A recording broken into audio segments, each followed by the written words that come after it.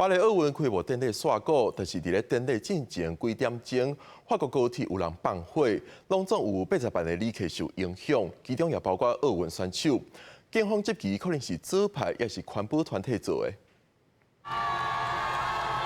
法国巴黎日落尾仔嘛如雨，好真侪人干那用伫雨中观赏奥运开幕式，不过雨势并无压垮群众的热情。 No, it was actually even better with the rain because it created like an ambiance. It was really unbelievable and we loved it.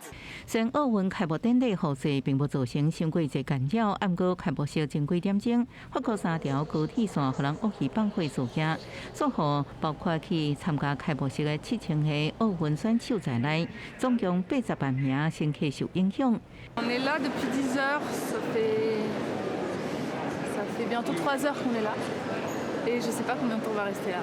We were working for months to make sure that everything was going to happen properly. And today, it's hard to accept. 营运高铁的法国国家铁路公司指出，高铁沿线信号站甲电线遭到破坏，已经紧急清修当中。2名维安人员怀疑是组织武装团体或者是环保人士所做的。公司新闻警员请编译。